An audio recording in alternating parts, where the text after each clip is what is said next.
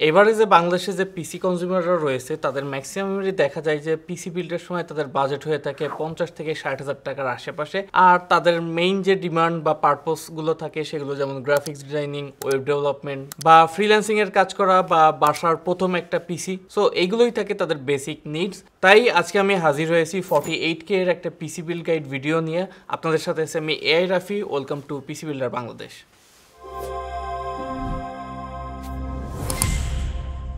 এই বিল্ডের সকল component provide করেছে পিসি বিস্ট্রো। তাদেরকে ধন্যবাদ কম্পোনেন্টগুলো প্রোভাইড করে আজকের এই পিসি বিল্ড গাইডটা তৈরি করতে হেল্প করার জন্য। সো আমরা প্রসেসর হিসেবে ব্যবহার করছি Ryzen 5 8500G। এখন অনেকেরই প্রশ্ন হচ্ছে যে ভাই ওয়াই 8500G? আমি তো সেম প্রাইসে বা 1-2,000 টাকা বাড়াইলেই আমি 7600 পাইতেছি, তাহলে আমি 8500G কেন নিব? ইটস ট্রু যে 7600 সিপিইউ পারফরমেন্সে অনেক এগিয়ে আছে, বাট একটা যেই দিকে পিছিয়ে আছে সেটা হচ্ছে যে আপনার আইজিপিইউ, অর্থাৎ 8500G এর যেই আইজিপিটা ব্যবহার হচ্ছে অর্থাৎ Radeon 740M, যেটা কিনা আপনার 7600 এর আইজিপিইউ থেকে অনেক বেটার পারফর্ম করে থাকে। 8500G একটা PCI 4.0 রেডি সিপিইউ, যেটাতে 6টা কোর 12টা থ্রেড আছে, যার ম্যাক্স বুস্ট ক্লক 5 GHz পর্যন্ত। আর যদি ক্যাশ মেমোরির কথা বলি 16MB L3 ক্যাশ। আর সিপিইউটার বর্তমান বাজার মূল্য অ্যারাউন্ড 18 থেকে 19,000 টাকার আশেপাশে। সিপিইউটার সাথে আমরা মাদারবোর্ড হিসেবে পেয়ার আপ করছি MSI Pro B650ME মাদারবোর্ডটা। এটা একটা METX মাদারবোর্ড, যার বর্তমান বাজার মূল্য 11 থেকে 12,000 টাকার আশেপাশে। এটা খুবই বেসিক একটা B650M মাদারবোর্ড, সাথে 8+2+1 অর্থাৎ 11 ফেজের VRM, সাথে 2টা RAM স্লট, আর সাথে একটা PCIe 4.0 M.2 NVMe SSD slot.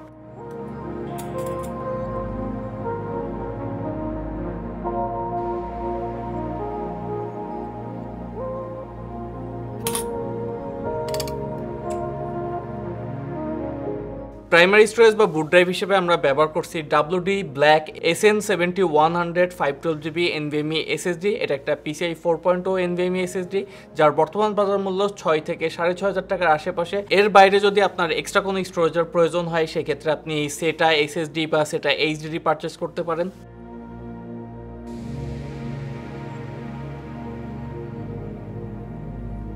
RAM হিসেবে আমরা ব্যবহার করছি টিফোর্স ডেল্টা 8GB 8GB 5200 MTS এর সিঙ্গেল একটা স্টিক, যার বর্তমান বাজার মূল্য মাত্র 8,700 টাকা। মানে আগে যেই টাকা দিয়ে আমরা 16GB র্যাম কিনতাম, এখন সেই টাকা দিয়ে 8GB র্যাম কেনা লাগে, মানে পার জিবি 1,000 টাকা। সো 8GB র্যাম দিয়ে মোটামুটি বেসিক সব কাজই করতে পারবেন, বাট যদি প্রিমিয়ার প্রো বা আফটার ইফেক্ট বা ফটোশপের কাজ করতে যান তখন হয়তো বা একটু প্যারা দিবে, কারণ 8GB মেমোরি তো।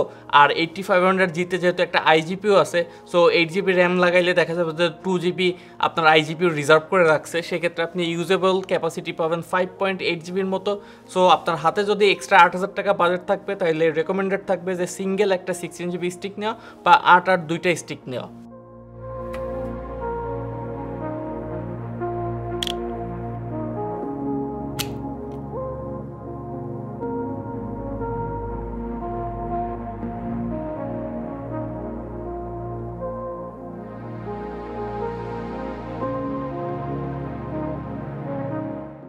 আর এই ফুল সিস্টেমটাকে আমরা মাউন্ট করছি TULF X4 METX gaming ARGB কেসটাতে। কেসটার বর্তমান বাজার মূল্য 3,000 টাকার আশেপাশে, সাথে 200 ওয়াটের একটা পাওয়ার সাপ্লাই আসে, প্লাস 4টা ARGB ফ্যান। বাট ARGB ফ্যানগুলো স্ট্যাটিক ARGB ফ্যান, আপনি চাইলেও এগুলোকে কন্ট্রোল করতে পারবেন না।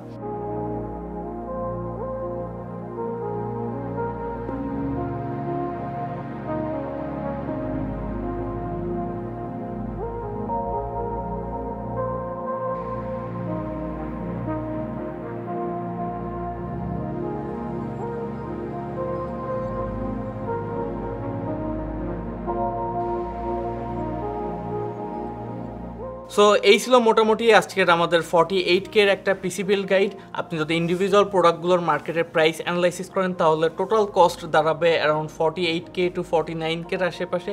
বাট এটা কোনো অফার বিল্ড না, সো যে যেখান থেকে এই সিস্টেমটা বিল্ড করবেন সেখানে যদি একটু মূলামূলি বা দামাদামি করেন তাহলে হয়তো বা এই বিলটাকে 48K বা 47K এর আশেপাশে আনা পসিবল। চলুন এবার কিছু বিল্ড সব দেখে আসি, তারপর পারফরমেন্স টেস্ট। ওয়েট, সামনে আসছে হ্যাপি নিউ ইয়ার, অর্থাৎ 2026। অনেকেই ভাববেন যে আমি 2026 সালে হিউজ বড় একটা কামব্যাক দিব, আমার অনেক অনেক উইশ আছে, তার জন্য আমার কি করতে হবে, ফানুস জ্বালাইতে হবে, ফানুস জ্বালায় উড়াই দেওয়ার সময় নিজের উইশটা বলতে হবে, প্লাস আতশবাজি ফাটিয়ে আশেপাশে সবাইকে জানাইতে হবে যে আমি 2026-এ কামব্যাক দিব। বাট আলটিমেটলি দেখা যায় যে প্রত্যেক নতুন বছরেই আপনি ফানুস ওড়ান বা আতশবাজি ফাটান না কেন, আপনার কামব্যাক হচ্ছে না। এর মেইন কারণ হচ্ছে যে ভাই আপনি বছরটা শুরুই করতেছেন তো অন্যের ক্ষতি করে। অন্যের ক্ষতি করে কীভাবে? এই যে এভরি নিউ ইয়ারের 1 জানুয়ারির নিউজের হেড টাইটেলটাই থাকে যে ফানুস উড়ে অমুক ফ্যাক্টরিতে আগুন, আতশবাজির শব্দে শিশু মারা গেছে বা হার্টের পেশেন্ট মারা গেছে বা একজন প্রচণ্ড মাথা যন্ত্রণায় ভুগতেছে সে মারা গেছে বা সে হসপিটালাইজ হয়ে গেছে। ভাই কেন? মানে ভাই অন্যের ক্ষতি করে কখনো নিজের ভালোটা আশা করাও ঠিক না।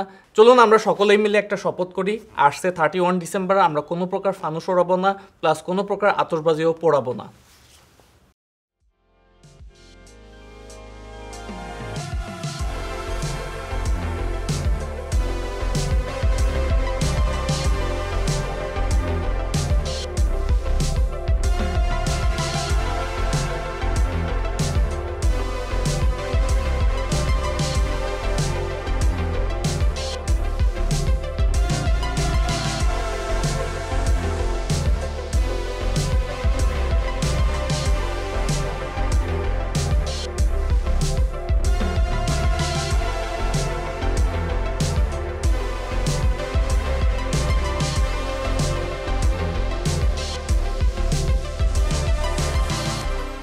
সো এখন শুরু করা যাক সিনেবেঞ্চ R23 দিয়ে। আমাদের প্রথমত সিপিইউর সিঙ্গেল কোর টেস্ট করে দেখব।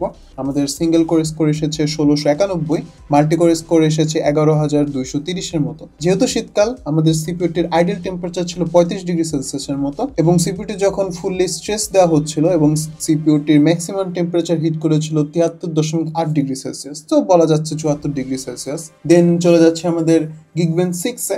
এখানে আমরা সিপিইউর সিঙ্গেল কোর স্কোর পেয়েছি 2687-এর মতো, এবং সিপিইউর মাল্টিকোর স্কোর পেয়েছি 8579, এবং সর্বশেষ আইজিপিইউটির ওপেনসিএল স্কোর এসেছে 12292-এর মতো। দেন চলে যাচ্ছে আমাদের ব্লেন্ডার। এখানে আমরা ব্লেন্ডার ভার্সন ইউজ করেছি 4.5.0, আমাদের সিপিইউর স্কোর এসেছে 148। সো এসএসডির বেঞ্চমার্কটা আমরা করেছি ক্রিস্টাল ডিসমার্ক দিয়ে। আমরা এখানে 5টি কাউন্ট নিয়েছি এবং আমাদের টেস্ট সাইজ ছিল 8GB। আমাদের সিকোয়েন্সিয়াল রিড স্পিড এসেছে 6857 MBPS, এবং সিকোয়েন্সিয়াল রাইট স্পিড এসেছে 5367 MBPS। এবং সর্বশেষ রয়েছে আমাদের গেমিং সেগমেন্ট। আইজিপিইউ দিয়ে ছোটখাটো গেম খেলে দেখতে পারেন। আমরা এখানে স্পোর্টস টাইটেল খ্যাত গেম ভ্যালোরেন্ট চালু করে দেখেছি। লো প্রিসেটে দেওয়া ছিল 1080p গেমিং করে ম্যাক্স এফপিএস পেয়েছিলাম আমরা 111, এবং অ্যাভারেজ এফপিএস পেয়েছি 65। মিনিমাম এফপিএস ছিল 55-এর আশেপাশে, এবং আমাদের সিপিইউটির ম্যাক্স টেম্পারেচার হিট করেছিল 77°C। সো এই ছিল সিস্টেমটির বেঞ্চমার্ক সেকশন। তো আশা করি একটি ধারণা পেয়ে গেছেন আপনারা কিরকম কি পারফরমেন্স করছে ওয়ার্কলোডে। যারা ছোটখাটো কাজ করছেন বা টুকটাক গেমিং করবেন, তারা এই বেলটি নিয়ে আপনাদের কাজ শুরু করে দিতে পারেন। তো আজ এই পর্যন্তই, দেখা হবে অন্য কোনো সিস্টেমের বেঞ্চমার্ক নিয়ে। তো টিল দেন ভালো থাকবেন, সুস্থ থাকবেন, পিসি বিল্ডার্স বাংলাদেশের সাথেই থাকবেন। ধন্যবাদ।